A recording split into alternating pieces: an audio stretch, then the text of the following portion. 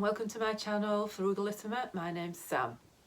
I'm here to talk about all things dressmaking. Today is day 7 of 100 days of sewing. I'm definitely going to run out of fingers, aren't I? First of all, I'd like to thank everyone who has subscribed and liked my videos so far. Thank you very much. It's much appreciated. And if you want hints and tips about sewing, and specifically sewing on a budget, hit the subscribe button below and you will be notified when I make new videos. I am making videos Monday to Friday about the 100 days of sewing, and then on a Sunday I will be doing my normal videos, which will be reviews and hauls and just general sewing. I'm trying to keep all these videos together. I am cheating a little bit today because I've had to do a bit of batch filming. Unfortunately, I've had to go into work twice this week, so it meant I got a bit behind, but I'm trying to catch up. So on to today's topic, which I'm still talking about pattern. On day 4 I spoke about free patterns.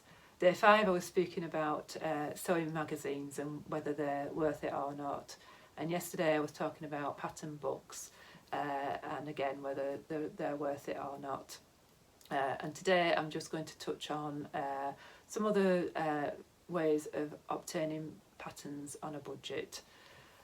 So to start off with, one that I missed from my free patterns was pattern testing.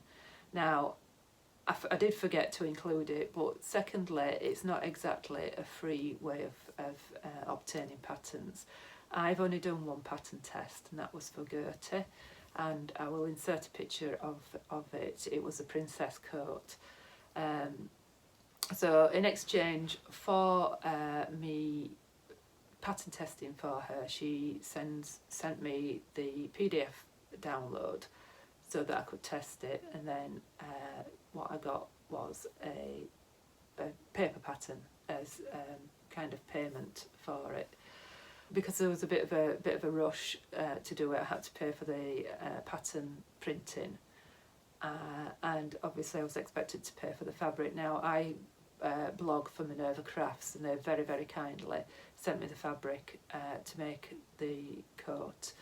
And I did have, there's about 24 variations of this coat, and I could have made whatever variation I wanted to make of it. I'll leave a link to my blog post actually, because it is quite involved. I made two.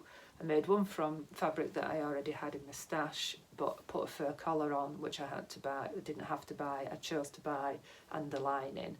The buttons were from my stash, and then I made the full length one, which could have taken up to 5 yards of fabric.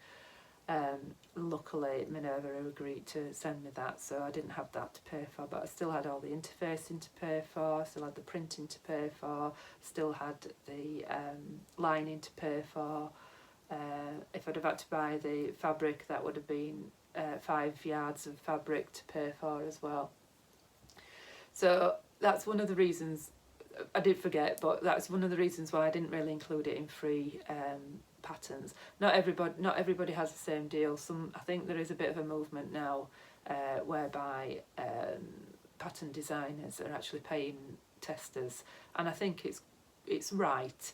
But I was quite happy to do it for free. I've had my Ed Gertie's patterns for quite a long time, so I was more than happy to do that. And I knew I had some fabric in my stash that would have suited the shorter one. Maybe I wouldn't have gone ahead and done the long princess coat if I had not been able to get the fabric from Minerva. But yeah, just a word of warning really, that pattern testing is not necessarily all it's cracked up to be really. It does have an expense on the tester's part, unless you're very lucky and they are going to provide the fabric for you. You know, some pattern tests are much less involved. So that's pattern testing. Another one that I wanted to touch on was pattern drafting, and I've worn this dress today because this is sort of self-drafted, and I'm going to stand up.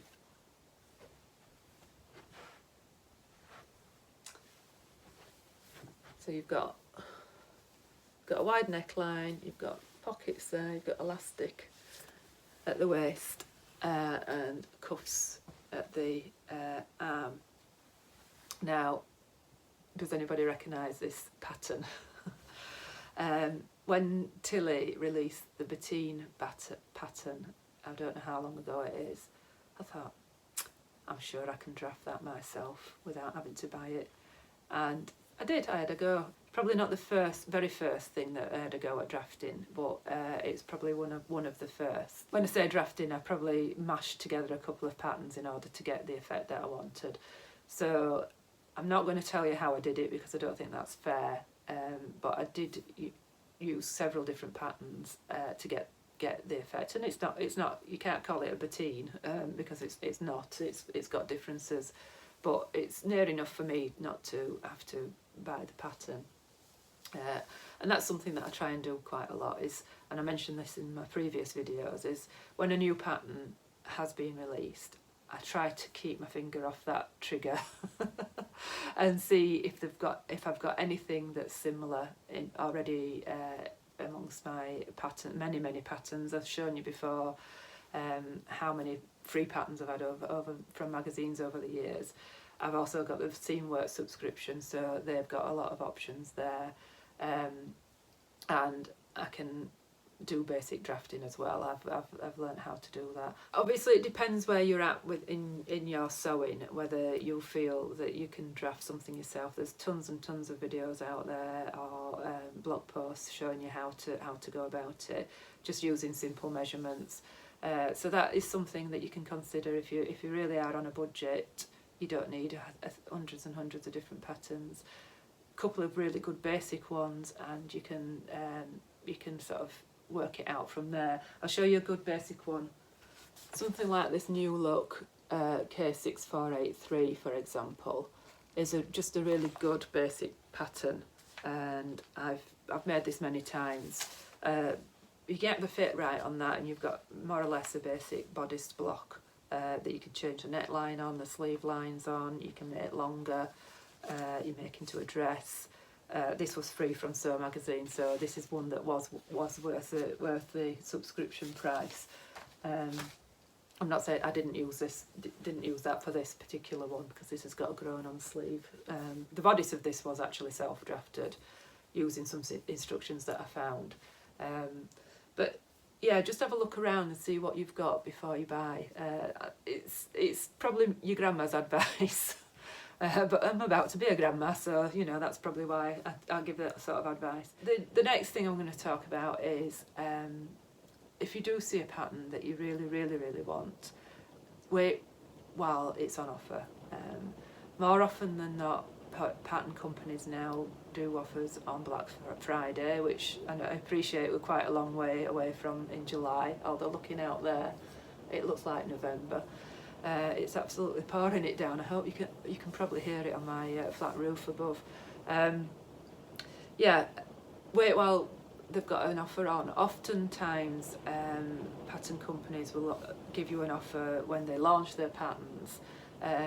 So if you're desperate to buy it, then you can buy it at launch. I try not to, because obviously then you're getting sucked into the fear of missing out, the old FOMO. But sometimes I have done that. Or they might offer a package where you're getting a really good deal. Sorry, the rain's really coming down. So onto pattern companies that are generally sort of cheaper than normal and offer good deals. Ellie&Mac are one. On a Wednesday they do Wacky Wednesdays, where there are 2 or 3 free patterns, and there's always 4 or 5 patterns that are for $1. I've not actually sewn anything up from them yet, but I have downloaded quite a few of the free ones. That's Ellie&Mac. Love Notions generally have good deals on as well. Lots and lots of other YouTubers talk about Love Notions quite enough without having me to go on about them. They've always seemed to have some sort of deal on. And whilst I was doing my research for the Great British Sewing Bee reviews, I came across Mimi G. Now, obviously I've heard of Mimi G. She has a pattern line with Simplicity, but what I didn't know until then was that she has a pattern line that she has drafted herself on her own website. She has patterns there for $3, and they look to be good patterns. I presume that I can't speak about them because I've not used them, but $3. And then I think she has a pattern magazine as well. Again, you will have to download these. You'll have to stand the cost of printing them, so you've got to bear in mind that that is an extra cost.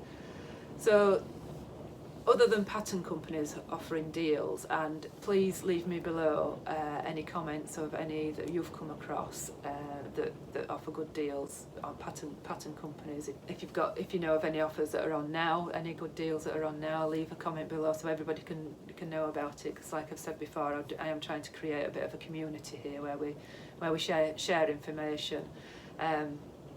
Other than that, charity shops. I've picked up some wonderful patterns in charity shops that usually, oftentimes are the ones that have been in sewing magazines and you can pick up for £1 or £2, but some great vintage ones as well. And car boot sales, obviously, when they're back up and running, are a good source for patterns as well. I have in my local little town something called Recycle Yard. She's not part of a chain, but there are across our country quite a few of these where they are just selling off things at cost, that she takes on, and all sorts of things. She does have fabric, but it's generally furnishing fabric. I picked up some fabulous patterns from her, some genuine vintage ones as well. Keep an eye out for things like that as well. eBay obviously is one. I don't use eBay a great deal, but whilst I was looking, when I was doing the research for sewing machines, I noticed that somebody was selling off a load of vintage patterns for next to nothing really. Again, you've got to approach these things with caution, because what you end up doing is storing a lot of stuff for other people, essentially your free storage, because when you're buying a job lot like that, you don't really know what you're buying, so you've got to have the funds for it and maybe the passion for it as well. I love to look at old patterns. You can learn so much from old patterns, and I might do a separate video on that as well, on what you can learn from them and the different ways that the different approach to sewing that they have.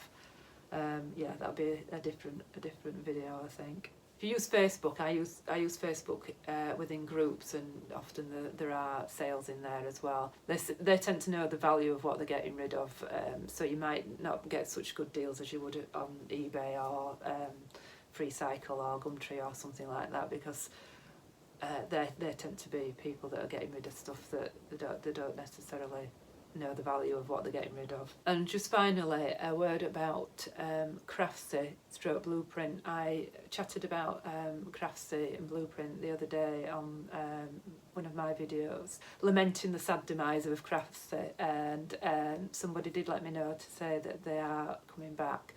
So they did say that you could access all the classes and what have you after they're gone, but you just couldn't download anything new. So that's something to look forward to as well, because they were a really good source of free patterns and access to independent designers that don't have all the social media, so they might only have 1 or 2 patterns on there, and generally much cheaper, so that was something to look forward to soon as well. So that's it from me. I'm going to go now and get a bit of lunch, and I shall speak to you later.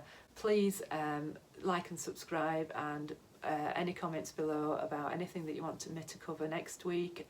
You've got all weekend to watch these now, so I'll probably be looking at next week some patterns that I would recommend beginner sewers to attempt, or skill building ones as well if you've been sewing a while. I don't want to exclude anybody who's been sewing a while.